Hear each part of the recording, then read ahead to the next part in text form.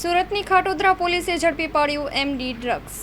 સુરતથી રિપોર્ટર સતીશભાઈ કુંભાણી સાથે કેમેરામેન દિનેશ વાઘેલા। સુરત સિટીમાં no drugs in Surat city અભિયાન મુજબ માનનીય સીપી સરના નિર્દેશ મુજબ આપણા ખટોદરા પોલીસ સ્ટેશનના બે પોલીસવાળા ચેતનભાઈ અને બહાદુરસિંહ એ બંને પેટ્રોલિંગમાં હતા અને બંને માનનીય સીપી સરના નિર્દેશ મુજબ દરેક પોલીસ સ્ટેશનમાં બનાવેલી એનડીપીએસની ટીમના પાર્ટ છે અને બાતમી મળી કે નવજીવન સર્કલથી સોશિયો સર્કલ તરફ આવતા સર્વિસ રોડ ઉપર એક બર્ગમેન મોપેડ હે એક ઉપર એક માણસ છે એના પાસે એમડી અને વેચાણ કરે છે ને એમડી બાઇકમાં થઈ શકે। આ બાતમી ઉપર એ બંને માણસો ત્યાં જઈને અને મોપેડને રોકાઈને ચેક કરી તો એક એમડી જેવો પદાર્થ આને બાઇકની ડિગ્ગીમાંથી મળ્યો।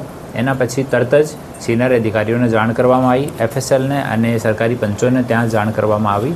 સરકારી પંચોની હાજરીમાં એફએસએલ ચેક કરતાં જો નશીલો પદાર્થ છે સફેદ કલરનો એમડી પ્રતિસ્થાપિત થયો અને જો આરોપી છે એને અટક કરવામાં આવ્યો છે।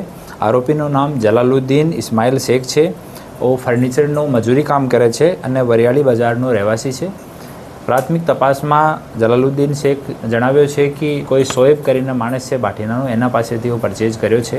જલાલુદ્દીન શેખ ઉપર એક જૂનો ગુના પણ એમડીનો છે લાલગેટ પોલીસ સ્ટેશનમાં 11 ગ્રામનો દર્જ થયેલો હતો, જેમાં 6 માસ સુધી રાજપુર જેલમાં હતો। એના પછી બેલ મળ્યા પછી 3 માસ સુધી ફક્ત ફર્નિચરનો કામ કર્યો અને 3 માસ પછી ફરીથી ડ્રગ્સનું કામ શરૂ કરી દીધું અને એના મોબાઈલની ચકાસણી કરતાં મોબાઈલનો ડાટા દરેક દિવસો ડિલીટ કરી નાખે છે, વોટ્સઅપનો ડાટા પણ અને મોબાઈલનો ડાટા પણ। તો મોબાઈલને એફએસએલમાં મોકલવામાં આવશે અને જે જો પણ ડિટેલ મળશે એના સ્તર પર ફર્ધર કાર્યવાહી કરવામાં આવશે।